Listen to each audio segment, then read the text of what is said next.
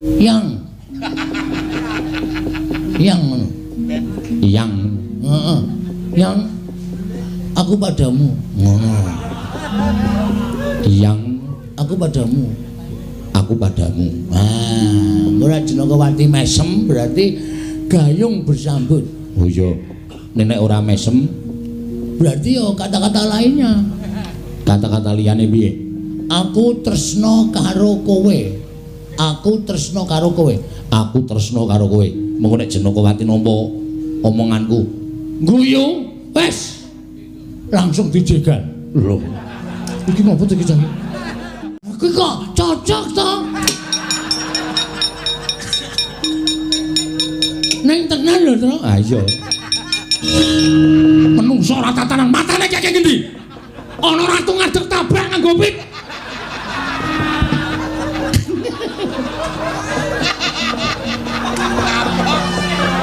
Mutar. Gong dalem. Wong nek tumindahe salah iki ngono kuwi. Sabar. Sabar.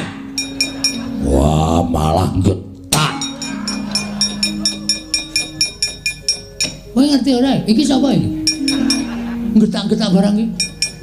Iki Ndara Werkudara, bendaramu. Ndara Antasena kuwi anake Ardijur, Ardiluluh kuwi anake Ndara Werkudara. Sakarepe sabar-sabar ora. Sadar ora kowe? Semangkean. Sah. Bales aku ya. Nganti lho sah ora. Oh. Terus kowe rabi rampung. Lakon kaya ora ditutuki ngono kuwi karo anake kaya ngono nganti geseh pikirane. Geseh yo men. Wah, dasare kit lahir yo wis geseh. Edan mbok ben Gagas Antasena ora kaya anak-anakku liyane.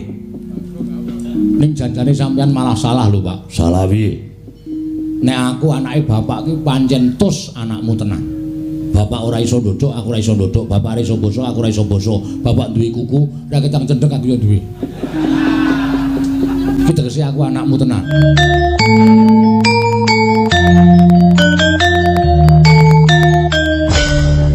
Bapak ora iso ndodok, aku ora iso ndodok. Bapak ora iso basa, aku ora iso basa. Bapak duwe kuku, ra ketang cendhek aku yo duwe. Iki tegese aku anakmu tenan. Ning saiki sing perlu tok perhatikan. Sing perlu tok teliti malah Kakang karo Kaca Kakang Anturja kae. Werkudara ora iso ndodok, ora iso basa kok anake do sopan-sopan. Iki malah Kakang karo Kaca Kakang Anturja kae. Werkudara ora iso ndodok, ora iso basa kok anake do sopan-sopan.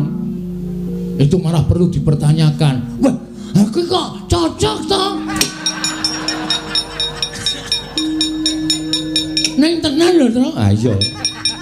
Anake mesti turun karo wong tuane. Mesti. Anakku kae matane gede-gede kaya aku. Cangkeme ya amba-amba.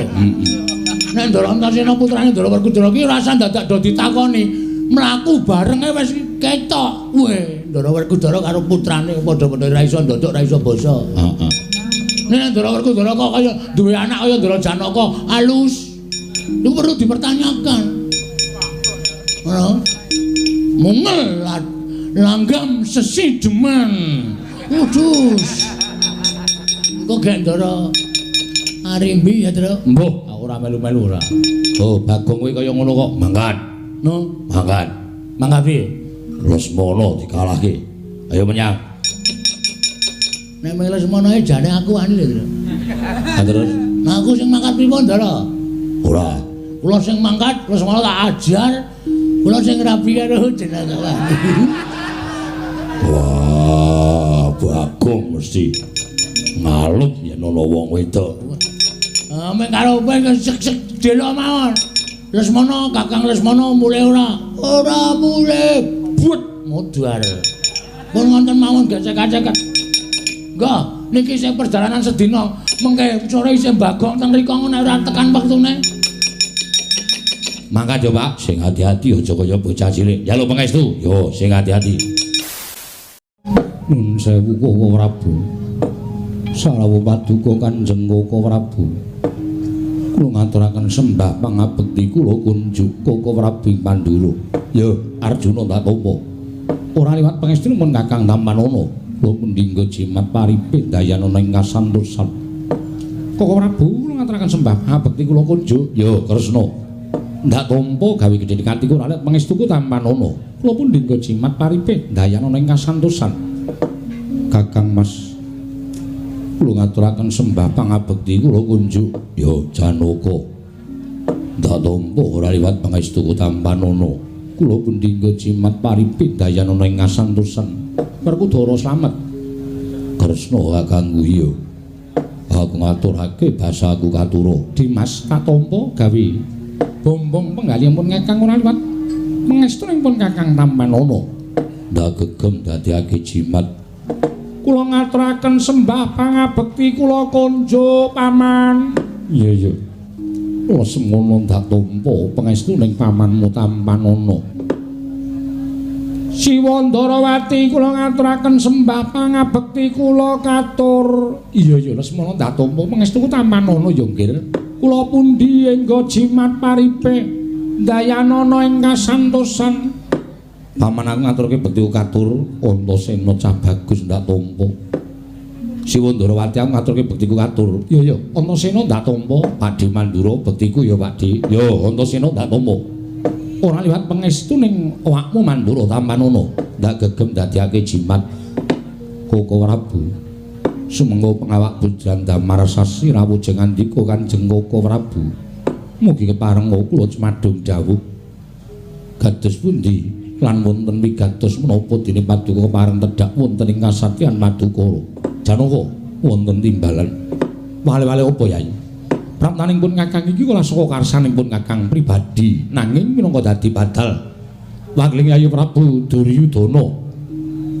Uruhanira Dimas yen topo Kakang ing Mandura sowan nglarapake kelawan majaku Lesmana Mandra Kumara dene wigatine Lesmana kepengin dhaut kaliyan Atmajamu si Jenakawati.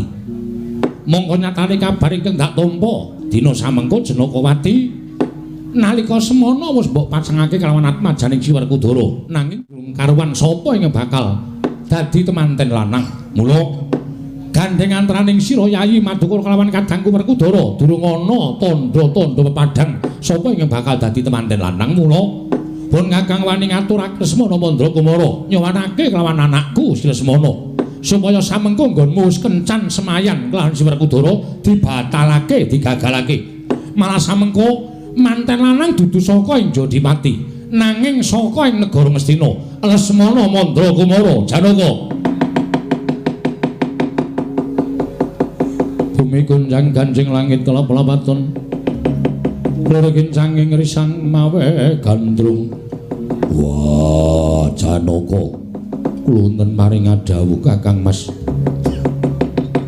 Praptaku ning kasatyan Madukara nglarapake karo anakmu Si Antasena ingkang sayekti wis sagu bakal dadi calon manten lanang.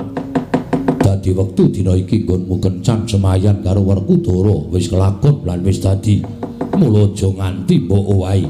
Mula aja nganti mbok owahi nggonmu wis kencan karo kadangmu tuwa Jodipati. Iki anakku Antasena ing bakal tak dhawuhake karo anakmu Si Jenakawati. Kose Werkudara hawa. Nadyan Si Adi wis nganti manten lanang nanging Si Adi rumangsanana yen to praptamu karo aku ning kasatyan Madukara wene dhisik Baladewa tinimbang Werkudara. Mula nadyan anan Atmajamu wis dipasangake karo anake Si Janaka nanging praptane Lesmana luwih dhisik. Mula Janaka kudu metung perkara iki. Aja mung sakepenake dhewe nyisihke karo calon manten Ngastina nanging kowe ngukup calon manten Jodipati. Tegese kuwi ora adil. Tegese kuwi ora adil Janaka.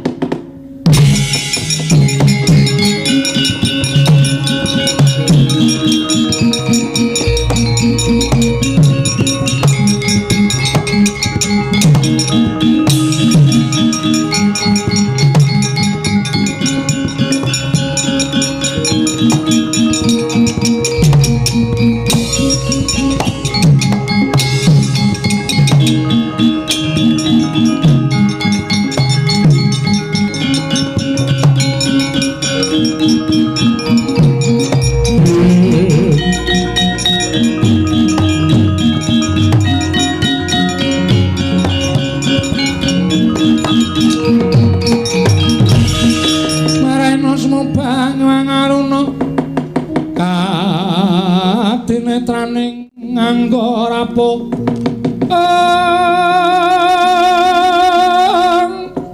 sabdaning kukila ringgan negara sageter kene donganing kunglir wuwu sing pene panca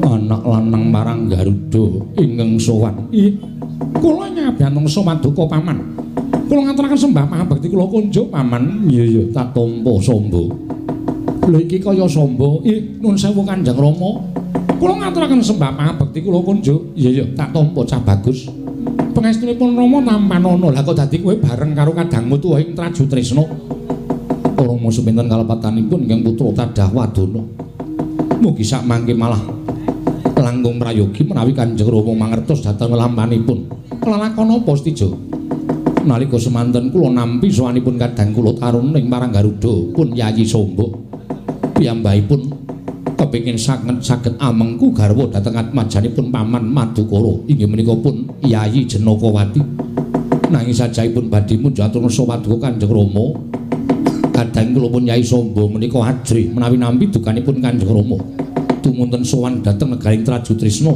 lan kula ingkang minangka dados wakilipun Kanjeng Rama kula ingkang sakmangke badhe nyuwun supados paman Janaka maringaken pun Yayi Janakawati kaparingaken dhateng kadang kula pun Samba Wisnubrata badhe winengku garwa Kanjeng Rama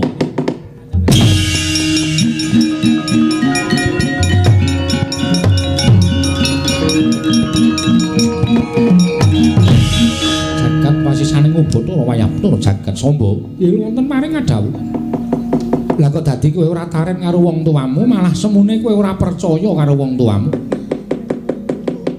ing mesine kowe kepengin dhaup mengku sawijining putri mono kudu nyuwun pangestu karo wong tuwa ning wong tuwa mbok telapake malah kowe matur karo kadangmu Werda ya kuwi anak Gusti Jaba Manara Kasura Samba gegayuhan apa wae iki ora entuk pangestu ning wong tuwa digayu tuna dirangsanga bakal luput titenana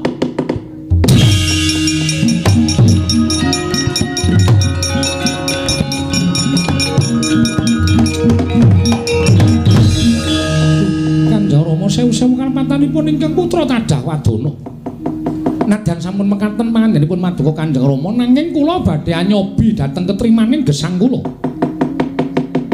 nadyan boten kanthi pangestunipun Kanjeng Rama namung kula kinten ingkang kula sambati menika Kakang Mas Tijo mbok menawi pangestunipun Kakang Mas Tijo anyembuh dhateng kasembadaning sedya kula Rama ya wis sakarepmu aku ora melu-melu perkara iki wis sakarepmu inggih Koko Prabu Kakang Mas anakku Setijo malah aku dadi bingung teka kaya ngene lelakon ingkang dumadyana ing kasatyan Madukara Janaka aku teka luwih dhisik aku kencan luwih dhisik nyuwun sewu paman menapa iki Paduka paman badhe negaken dhateng putra pun Setijo dene samangke kula sampun sowan minangka dados wakilipun Kanjeng Rama Prabu Ndarawati sampun mekaten panggenipun Kanjeng Rama Prabu Ndarawati kula aturi welas dhateng ingkang rayi pun Samba ingkang putra pun Samba Wisnubrata samangke supados kadhawuhaken kalipun Janakawati Arjuna kowe aja ngawuh gawar-gawar aku sing teka dhisik kudu mbok dhisikake wah aku sing kencan dhisik kudu mbok dhisikake kula nyuwun kawelasan kalian paman Janaka aku kon njaluk supaya Janaka menehake anake kelawan aku bakal tak dhawuhake Lesmana Mandra Kumara wah mengko yen Antasena kagol Madukara sing tak obrak-abrik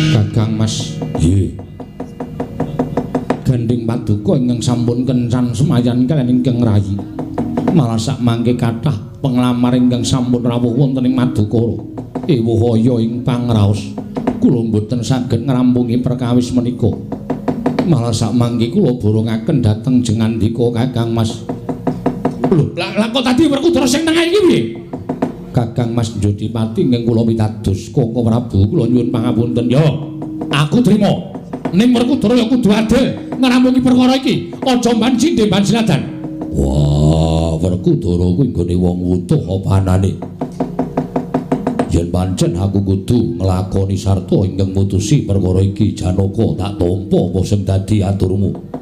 Baladewa kakangku. Setijo kabeh padha nggawa manten lanang. Wah, yen manut karo Werkudara ya kudu dirampungi kanthi carane wong lanang, carane wong satriya. Carane satriya piye?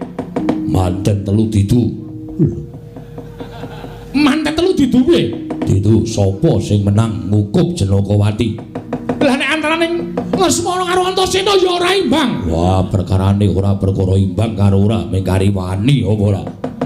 Yen ora wani mantenmu ganen bali ngono. Ora kanggo nang kene. Nanging sapa sing wani ayo ditandingke? Ditandingke Lesmana Samba Antasena, sapa sing unggul ngukup Paran Janakawati? Werkudara, aku sarujuk.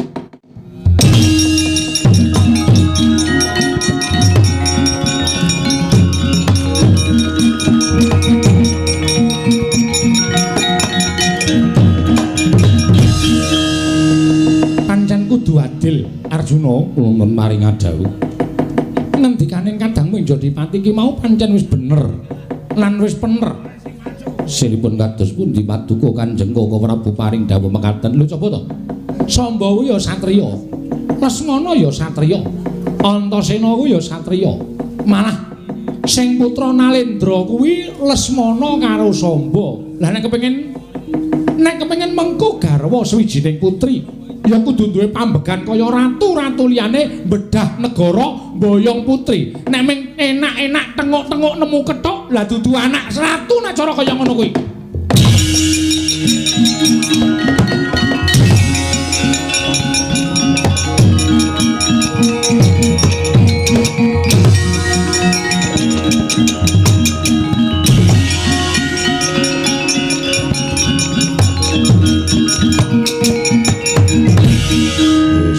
Usah menyat saka papanmu Janaka.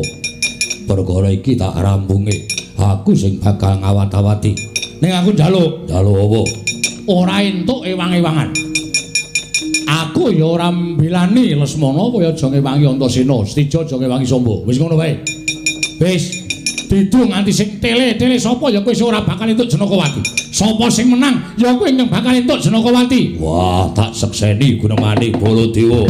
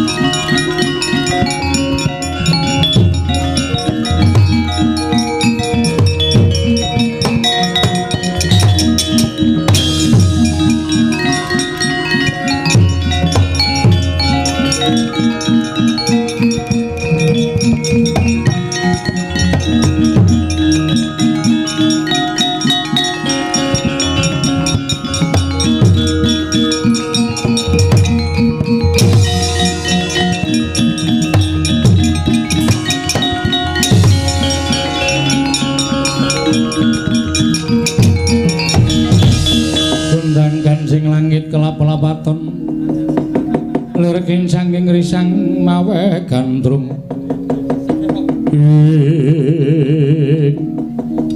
Lesmana kowe ngalal. Kowe putra Nalendra Ngastina, tak kira kowe nggayuh putri angel mijet wae ngranti suwe banyu sinaring. Kowe mesakno kelawan Samba. Kadangmu tuwa ing marang Garuda. Ingkang selawase urip aku ora tau ngayunake putri dina samengko lagi kaprawasa rasa tresna kelawan Janakawati. Mula tak jaluk kanthi banget. Adiku Lesmana Mandra Kumara saka negara Ngastina tak jaluk manten lanang Ngastina mundura wae. Ora usah melu-melu perkara iki. Oh, la aja ngawur mbok sapa kowe.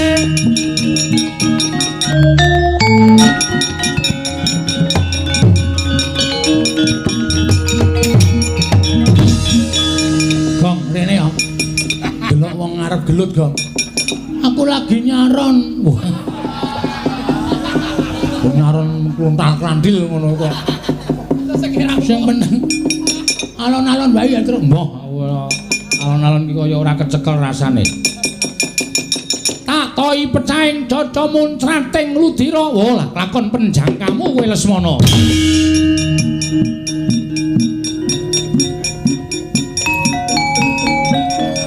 Oh, piye, Tru? Ape.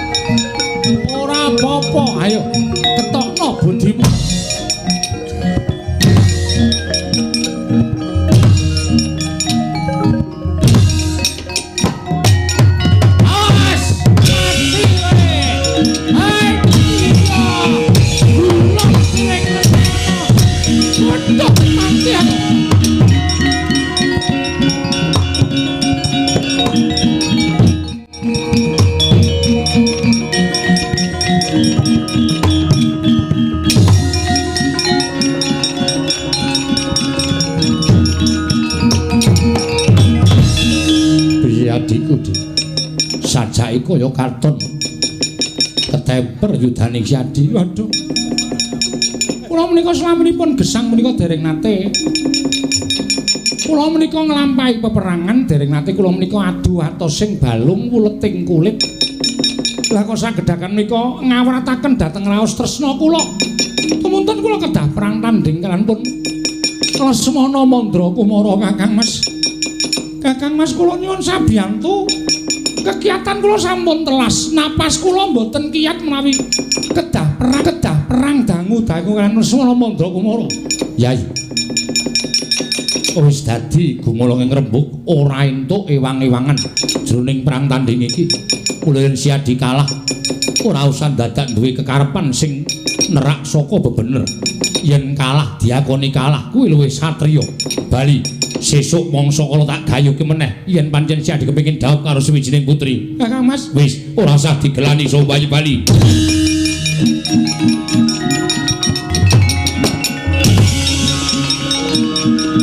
Ayo, wis lunga siji mantane ayo, ayo.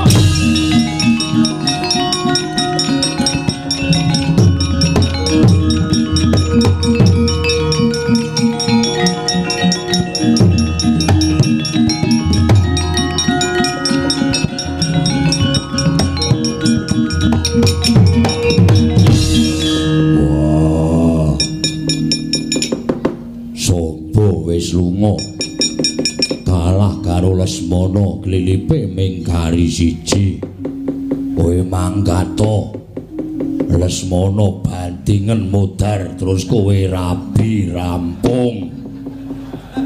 Lakon kaya ora ditutuki ngono kuwi karo anake kaya ngono nganti geseh pikirane. Geseh yo men. Wah, dasare kit lahir yo wis geseh. Edan mbok ben Gagas Antasena ora kaya anak-anak kuliyane. Ning janjane sampean malah salah lho, Pak. Salah piye?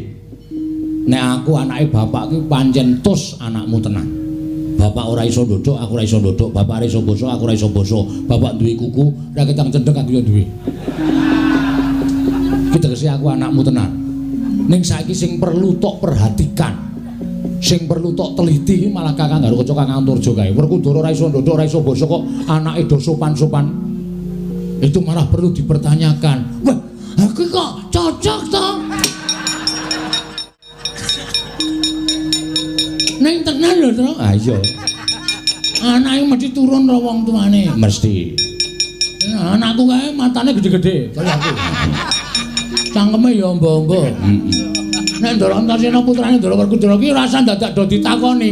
Mlaku bareng wis ketok. Weh, Ndara Werkudara karo putrane padha-padha ora iso ndodok, ora iso basa. Heeh. Nek Ndara Werkudara kok kaya duwe anak kaya Ndara Janaka alus. Itu perlu dipertanyakan. Mungel langgam sesi deman udus kok gendara arimbi ya Tru mbuh aku ora melu-melu ora. Oh Bagong kuwi kaya ngono kok mangkat no mangkat piye Lesmana dikalahke ayo menyang nek Lesmana e jane aku ani lho Tru. Terus nah aku sing mangkat pripun Ndara ora kula sing mangkat Lesmana tak ajar. Kula sing rabi karo jenengan. Wah, Bagong mesti ngalut yen ana wong wedok. Mek karo kowe sek-sek delo mawon. Lesmana, Kakang Lesmana mulih ora mulih. But modar. Pun wonten mawon gesek-gesek. Enggak, niki sing perjalanan sedina mengke sore isih Bagong teng mriko nek ora tekan wektune. Mangkat yo Pak, sing hati-hati aja kaya bocah cilik. Ya lho pangestu, yo sing hati-hati. Ora menang karo Lesmana, mulih rene tak gecek dasmu. Yo.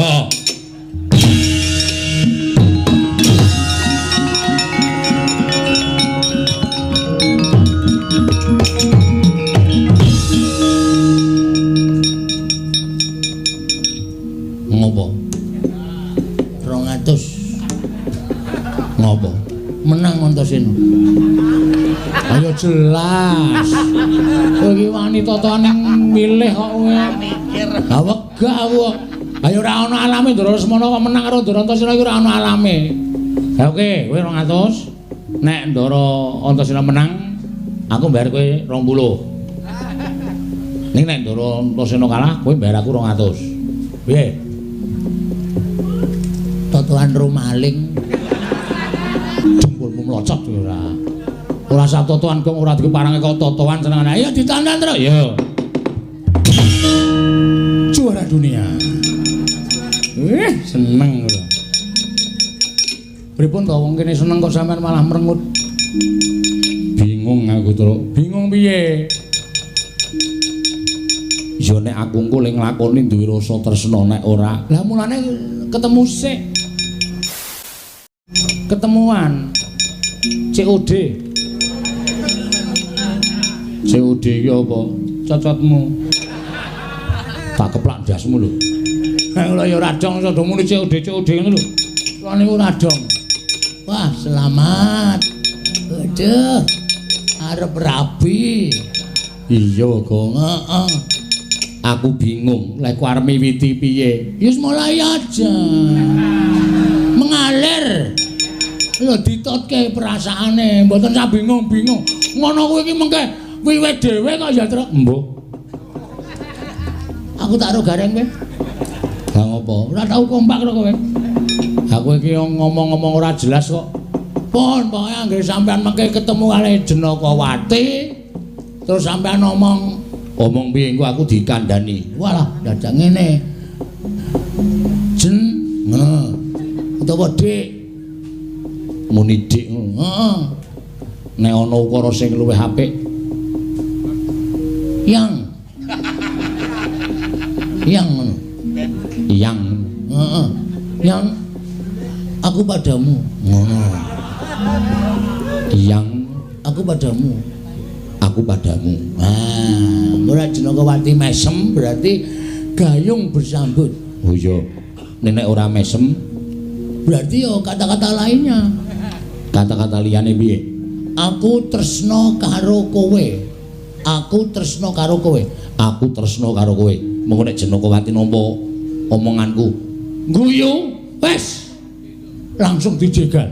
Lho. Iki ngopo to iki, Cang? Aku kesuwen iki males ya aku. Apa butuhe cak-cek ngono langsung gleleng. Yo, aku manut kowe karo kowe ya kok. Wis asa kuwatir. Kata-kataku deleng-eleng. Yo. Aku padamu. Sing kedua, aku tresno kowe. Aku tresno kowe Jenakawati tambahi jenenge. Aku tresno kowe Jenakawati. Kowe gelem ra rabi karo aku. Kowe gelem ra rabi karo aku. Deleng-eleng lho. Yo. Nek kowe ora gelem rabi karo aku, sing arep rabi karo kowe, Bapak. Nek aku ora gelem rabi karo aku, sing arep rabi karo kowe, Bapak. Wis ngono kuwi engko.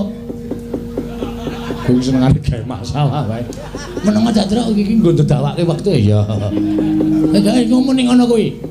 Aku padamu. Kedua, aku tresno karo kowe. Ketiga, nek kowe ora gelem rabi karo aku, sing rabi kowe, Bapak. Telung ukara kuwi ya kok. Heeh, engko nek kono guyu berarti wis siap rabi. Yo. Nek kowe ora gelem rabi karo aku, sing rabi karo kowe, Bapak.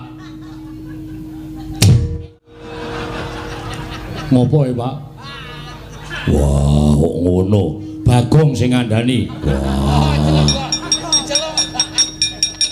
Pedro. Nun. Aku ya, Gong. Ayo kono. Wonten dawuh. Bagone ndi? Diar. Weh, Gong, kuwi pitik sapa nggo ngopi adoh banget kuwi. Sampai jumpa.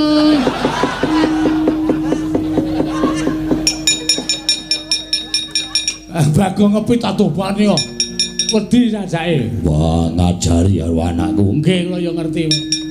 Nengke mawon mengko rak bali riki ajeng nang pitung-pitung wong dudu pitik, mengko rak goleki sing duwe rak mesti balekke ora. Kula kenalok maling punan. Antasena piye, Pak? Piye rasamu? Ya suwe-suwe kok aku nyawang adikku Jenakawati iki kok seneng atine, Pak. Wah. Seneng. Yen seneng tegese kowe uga ketukulan rasa tresna. Aja mbok tampik, aja mbok tuwa. Kuwi uruping jiwa sing suci paringane sing gawe jagat. Lakonono ngger cah bagus.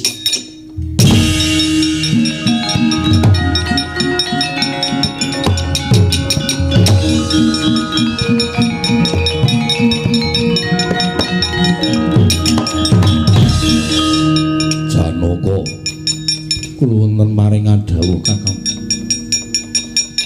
Wah, dina iki wis disekseni. Anakmu Jenakawati dadi bojone anakku Antasena.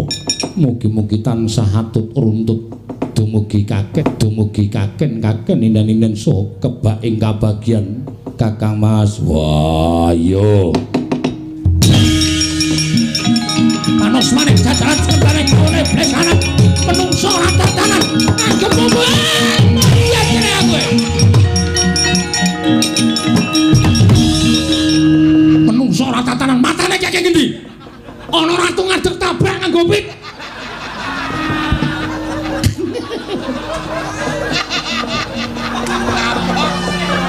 mutar Gong dalem wong nek tumindake salah iki ngono kuwi. Kowe aja-aja Indra Antasena kok ngomong kaya ngono ae. Terus kowe arep mlayu saka kasunyatan nyaut pite wong kok ngopit kok iso nabrak. Aku iki ngematke kowe noleh memburi ta, Tru? Ora ngerti nek Ndara Ora diwali ning ngarepku grubyak. Menungso aku ratu tabah Gopit. Ngapunten mboten ngerti. Mboten sengaja, ora sengaja. Bane mlebu tengah-tengah sikil. Mak cekluk kena lampu. Edian. Nganti mules aku le ngambet. Mbok sesuk meneh ora aneh-aneh. Lha niku ngapunten. Nanti kok ngijoli sing depit. Rodane dekok e. Rodho kok dekok. Anu apa pelek? Ayo rusak ora karo-karuan iki. Wis kae arep ameng lucuke kok tombok. Ayo saking dene kowe iki ora. Janaka wonten dawuh. Antasena dadi bojone Janakawati. Inggih Koko Prabu. Kula suwun paduka Kanjeng Koko Prabu mangestanana dhateng Kang Putrawun Janakawati lan Antasena. Samangke perkawis Lesmana Mandra Kumara kula kinten. Mbok menawi sadèrèng titi mangsanipun pikantuk judu kula nyuwun pangapunten ya ora dadi ngopo. Ning lilananipun Kakang manunggal ning kasatriyan Madukara. Maringi pangestu karo anakku Si Antasena dene Si Janakawati. Kula sumanggaken paduka Kanjeng Koko.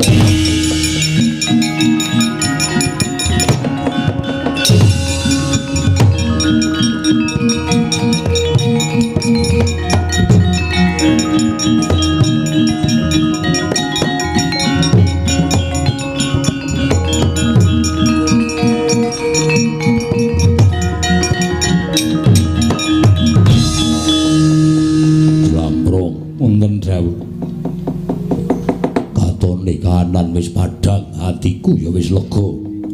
Semono uga mbok menawa rasamu ya wis lega. Inggih. Antasena wis gelem rabi, Antasena wis gelem jauh. Wah, rasane wis cemeplong atine.